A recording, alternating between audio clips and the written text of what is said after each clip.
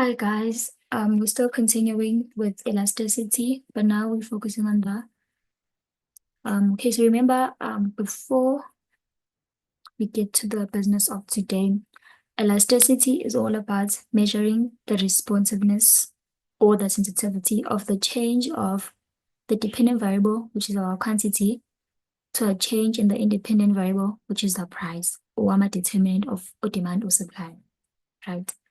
In chapter 4 and chapter 5, we're just looking at the direction of a demand and supply when a determinant that affects demand and supply were increasing or decreasing. For example, in the previous video, I said, this is not clear. Let me use another color. Okay, I hope you can see this one, the blue one. So we said, Ruti, chapter 4, we're just looking at the direction of, so this is my demand. It is vertically. Sorry, it is downward sloping, and then this is my supply. So you have your price, you have your quantity ish. And then if maybe some of the determinant of, I'm just going to use supply because now we're going to be focusing on the price elasticity of supply. So let's say I'm a determinant of a supply in chapter 4, maybe they increase such as what the prices of factors of production, which are the inputs used in the production process, right? So let's say the prices of our inputs were increasing. Obviously, value, if our price of our inputs increase, it's going to cost our suppliers. So it's going to be expensive for our suppliers to produce whatever they're producing, Jena. So let's say maybe they're producing a calculator. So the firm which is producing a calculator, if the inputs needed to produce a calculators way to increase, then it becomes expensive for them to produce a calculator. So they would have, in response to that, they would then have to reduce their product, they'd have to increase their price so that they can cover the cost of the increase in the cost of the inputs. So the price would have to increase. So firstly, the supply curve would decrease because there's been an increase in the factors. So the supply curve will decrease from S here to S1. And then the price will increase, obviously. And then the quantity which is demanded due to an increase in the price, the quantity which is demanded will decrease from Q to Q1. This is so untidy. If my inputs increase, it becomes expensive to produce low product grade. So the supply will decrease. Yeah. So the quantity was here, it went here. So this was quantity, this is quantity one. This is quantity one. Okay, what I want to show you guys here is that when we're doing chapter 4 and 5, we're just looking at the direction of change, that if our determinant of a supply were to increase, such as the prices of our inputs, such as the raw material basically had to increase, it would decrease our supply. Then the price would increase from this price to this price, and the quantity will decrease, obviously, because the prices has increased, the quantity demanded and supply will then have to decrease. Did you understand? So now we're focusing on elasticity. We want to measure the extent of change. So we want to measure, we're looking at this change and we want to determine how much is this change and how is it going to affect our producers. So chapter 4 and 5, we're just looking at the direction of change. Now we want to determine the extent of change. To say, okay, how much is the quantity decreasing? Because you see what is decreasing from Q4 to Q1. So by how much? And then the price is increasing from P to this P here, also by how much? That is what to be focusing on when we're doing elasticity. That is what we focus on basically here. So the price elasticity of supply. Price elasticity of supply. The price elasticity of supply measures the responsiveness of quantity supplied of a product to a change in the price of the product. So also with this one, the definition is basically here in the term itself. So price elasticity of supply. Oh, elasticity, my elasticity. Okay, it doesn't matter. Okay, so price elasticity of supply. So um elasticity, I'm finding it very difficult to read this because it's supposed to be E.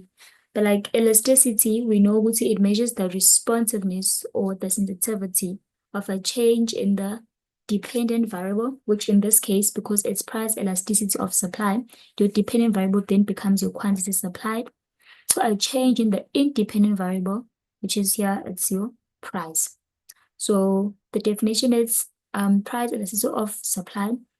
It measures the responsiveness or the sensitivity of a change in the dependent variable, which is your quantity supplied of a product, to a change in the independent variable, which is the price of the product. So basically measuring the change in the quantity supplied due to a change in the price of that product. So elasticity of supply is denoted by ES, but it's not like this on the it's E and S is down. I couldn't write it like that. It's like this basically. Let me just show you guys. I couldn't write it like that, so I just write ES. It's E, and then you have your S here. So it's ES. So your ES, which is elasticity of supply, is the to calculate it, you say the percentage change in quantity supplied of a product divided by the percentage change of the price of the product. By now, you should know how to calculate the percentage change. So the percentage change is new minus old divided by old, which is Q2 minus Q1 divided by Q1. Okay, let me just write it. So it's going to be Q2 minus Q1 divided by Q1 divided by Q2. Yo, yeah, but you guys, you understand what I was trying to do here. P2 minus P1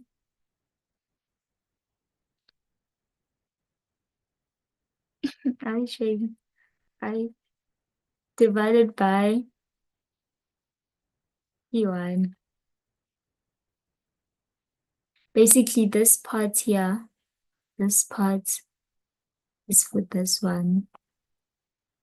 It's for the percentage change in the price. We say P2 minus P1 divided by P1. Then this part here is of the percentage change in the quantity supplied. We say Q2 minus Q1 divided by Q1. And then basically the price elasticity of supply is the same with the price elasticity of demand. Yeah, it's the same. So we have the categories of supply footy, of elasticity of supply. Yo, these slides are a mess. So but at least I'm here to explain them. So the different categories of elasticity of supply, there are 5 categories. Yeah, the same categories with as the price elasticity of demand, and they still the explanation is still the same footy as well. The explanation is still the same as well. The difference is that with the price elasticity of supply, your categories were perfectly inelastic demand. Remember, inelastic demand, unitary elastic demand. But now because it's supply, we're looking at the categories of elasticity of supply. We have perfectly inelastic supply, unitary elastic supply, and perfectly elastic supply. Yeah. This table also still applies here because the determinants still are still the same, and sorry, not the determinant, the categories. So perfectly inelastic is still 0. if it is zero, it basically shows ukuthi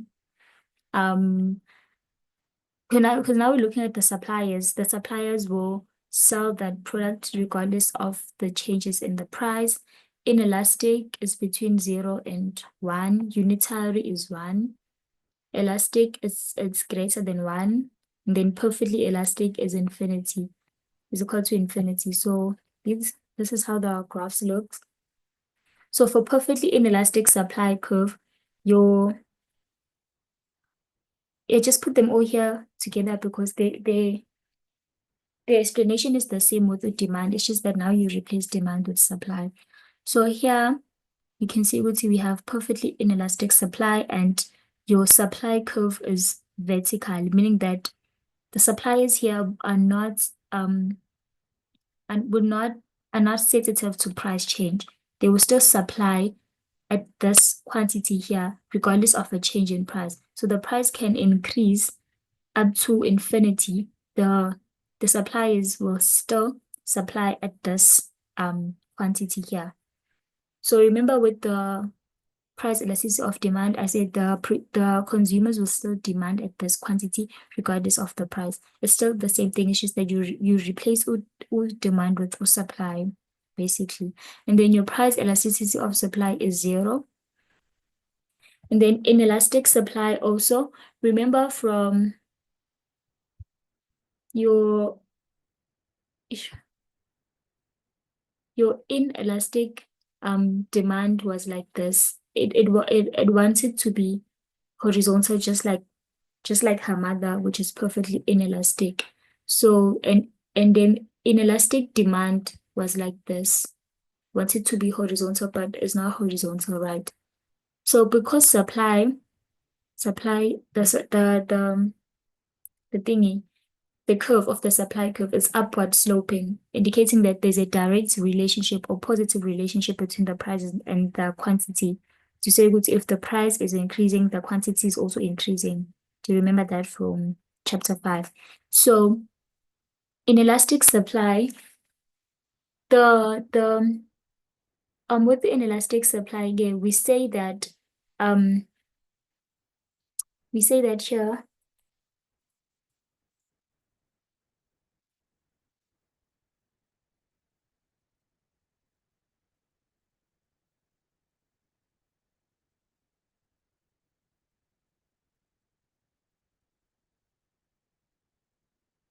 Here when supply is less than 100.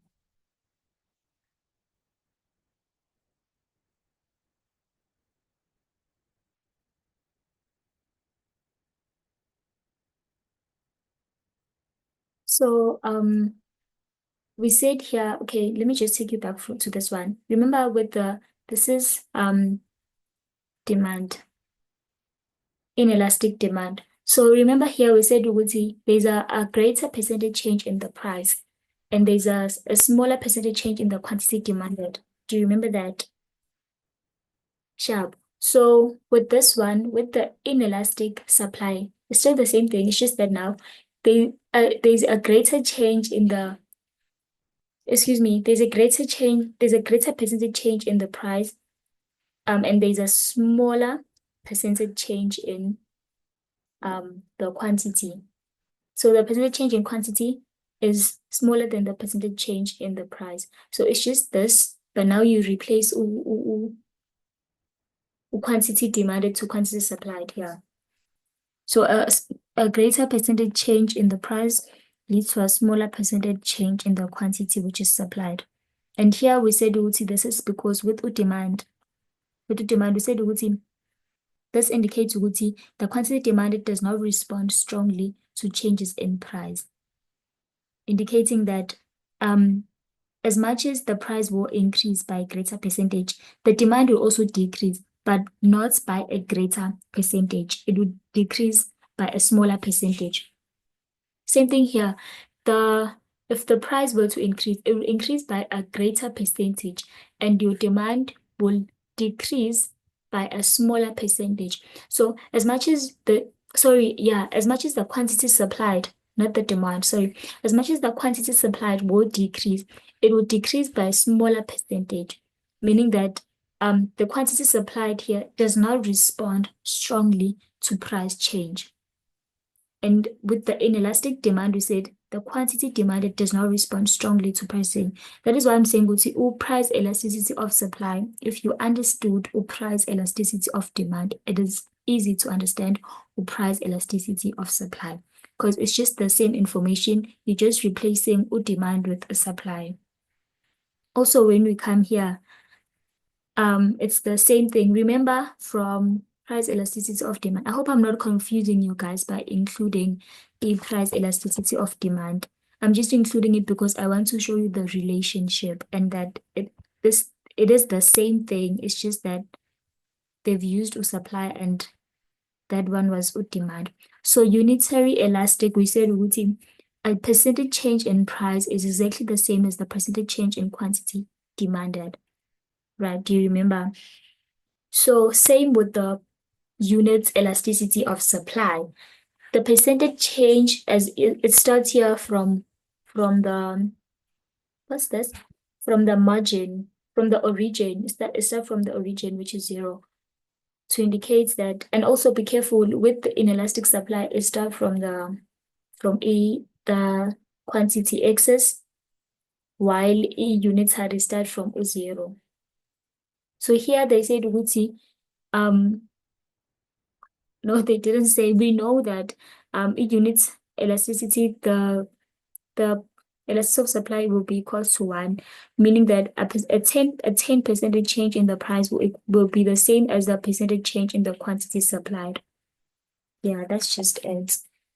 Then elastic supply also, remember from this one is the child of perfectly elastic, and it wants to be horizontal like the mother, but it is not horizontal. It is like this. So the elasticity of supply, it starts from the price axis from here, from the price axis, and then also the same definition still applies here. So remember from your price elasticity of demand, the one that we did previously, we said routing, there'd be a greater percentage change in the quantity demanded, and there'd be a smaller percentage change in the supply, right? Same thing here with your elasticity of supply. The elasticity of supply is greater than 1, and then there'd be a greater percentage change in the quantity which is supplied, and there'd be a smaller percentage change in the price of the product. Same with the perfectly elastic supply, okay, even with the demand, with the perfectly elastic of demand, it looked the same way. To say routine, the suppliers can supply at any quantity here, at any quantity, but at this given price is, they cannot supply the quantity at a price which is higher than price is. They can, because then the quantity supplied will fall to 0. Remember from your price elasticity of demand, we said if they charge a price higher than price P, because there was P here, if they decide to increase the price, the quantity which is demanded will fall to 0. Remember, so even here, if the suppliers they can supply at any quantity here at price S. If the price were to increase to this, maybe to here, the quantity supplied would fall to 0.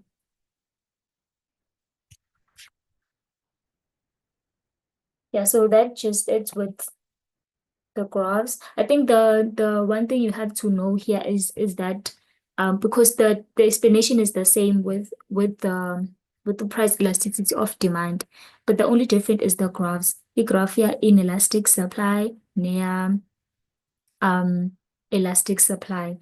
So that the only difference is just this, to say with the inelastic supply, it start from the quantity axis here, and then with the elastic supply, it start from the price axis. Yeah. Unitary is still the same with the demand, because also with the demand, they were starting from the origin. It's just that the curve was like this. So yeah, and then we move on. Okay, I spoke about this. And then now we're just going to look at the determinant of price elasticity of supply, which is the time. The time, but so these are factors that influence a price elasticity of a supply, just like we had a determinant of a demand. And remember, I did say ukuthi a determinant, as much as they can tell us ukuthi if the good maybe it's influenced by time. Okay, now let me just go back to price elasticity of demand.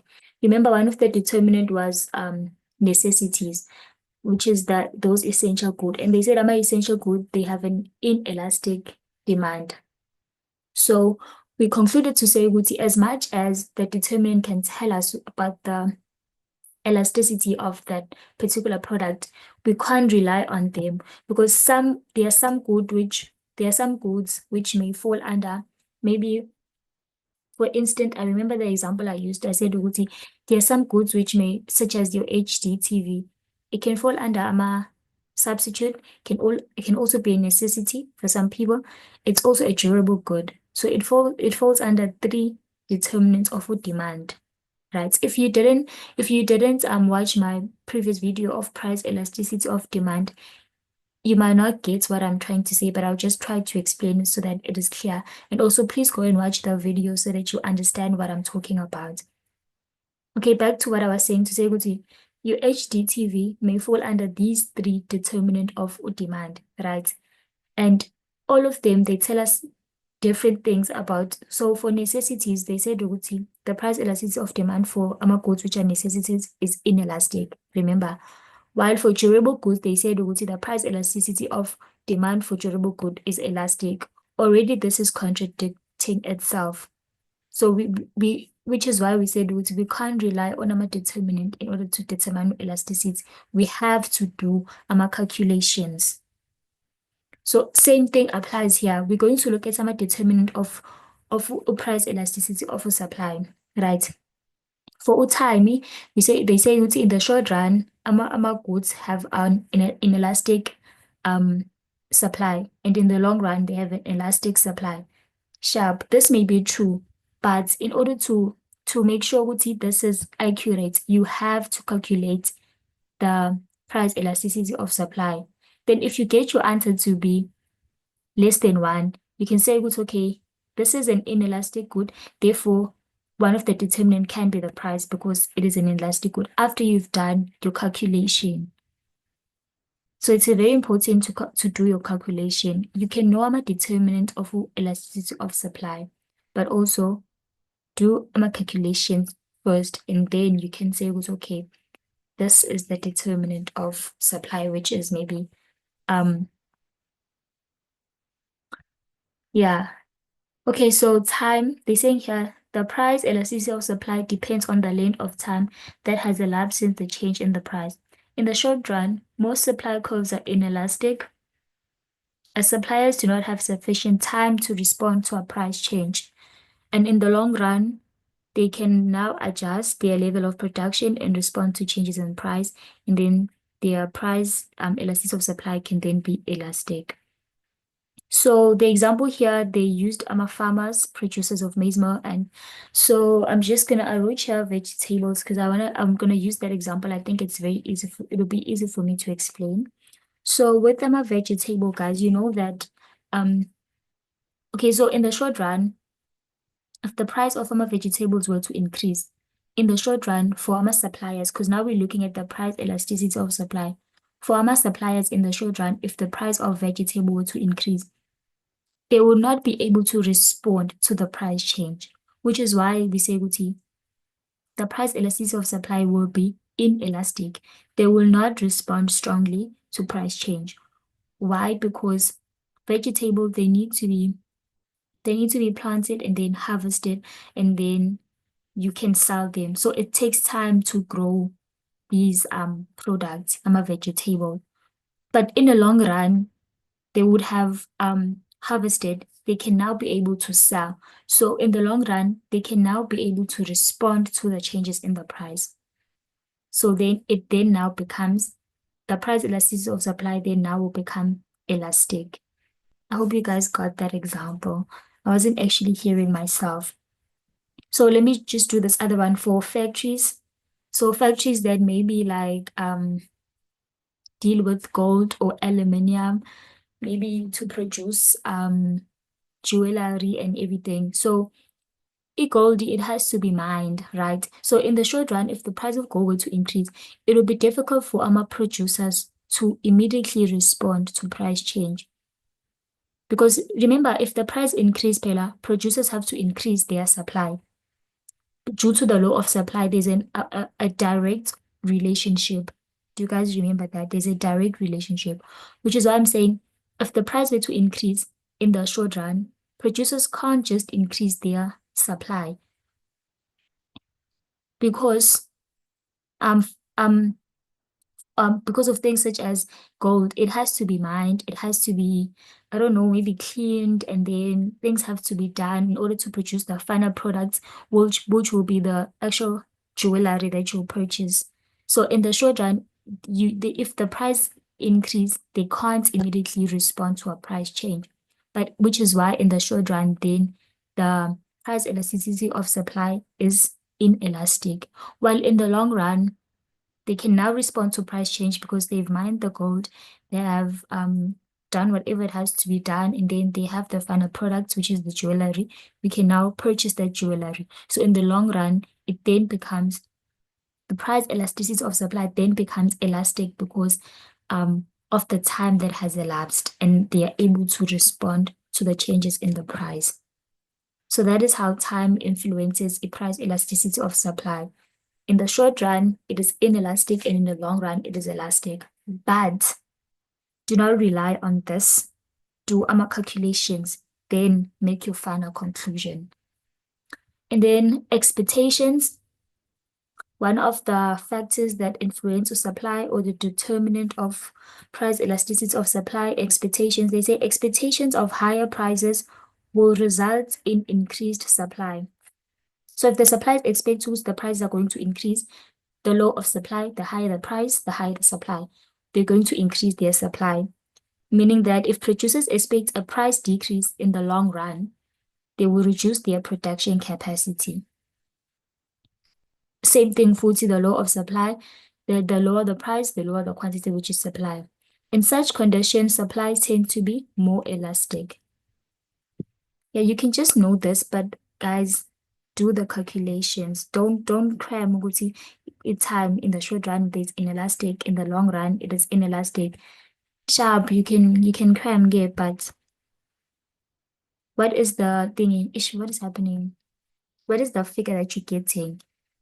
Because you can say ukuthi in the short run, maybe like okay, let me not confuse you. Let's continue with other determinant. Okay, they're just four. Possibility of stockpiling of the product and the existence of excess capacity. So stockpiling, but the products that can be stockpiled have more elastic supply than perishable goods which cannot be stockpiled. So those products which you can actually buy them in many quantities and actually put them there on the storage, they are more elastic. So they have the price elasticity of supply is elastic, given elastic supply, while firms with excess production capacity will be able to respond more quickly to price increase than firms that operate at full capacity. Basically means ukuthi firms that buy that produce the quantities that produce the product in large quantities, they're able to respond to price changes because obviously value of the production is in large quantity. Um, other than those firms which they produce only to satisfy that group of only satisfy basically their target markets. So they do not produce excess capacity. Availability of inputs, those are the inputs which are needed in the production process, which is our factors of production. But if essential inputs are not available, firms cannot increase their outputs in reaction to an increase in the price of their production. So if the essential inputs are not available, they cannot increase their output, which is they cannot increase their quantities supplied in reaction to the price changes. So if the price were to change and that producer does not have the essential inputs which are needed in producing the product, they will not be able to respond to the price changes. These determinants, I think you have to know them and also be able to do calculations. And also when you've done calculations, identify where identify that so let's say you get -2, you must then come here to see where does your -2 fall. So obviously it is less than 1, so it's this side.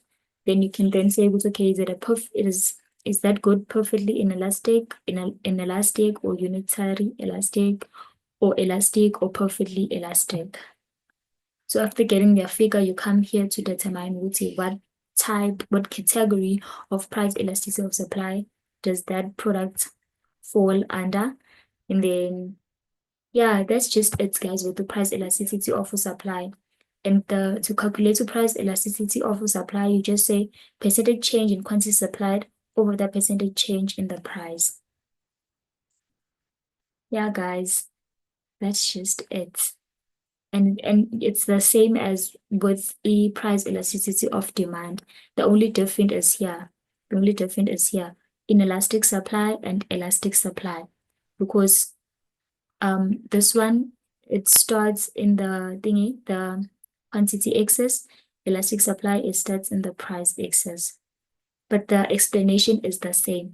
And also you have to know I'm a determinant, keeping in mind that you with I'm a determinant, you have to be very careful to do a calculation first for that particular product that you be asked about in order to determine that product is it elastic or inelastic.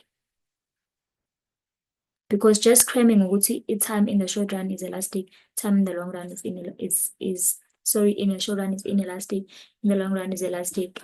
Maybe it might help. But what if they're trying to trick you? Because we always getting tricked.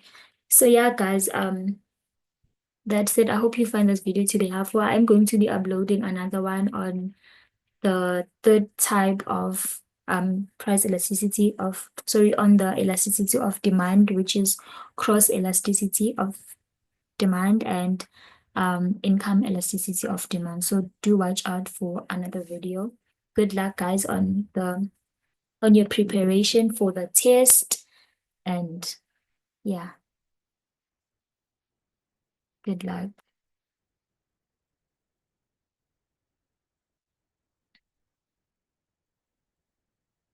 Oh my goodness, I'm trying to thingy and saying good luck for life.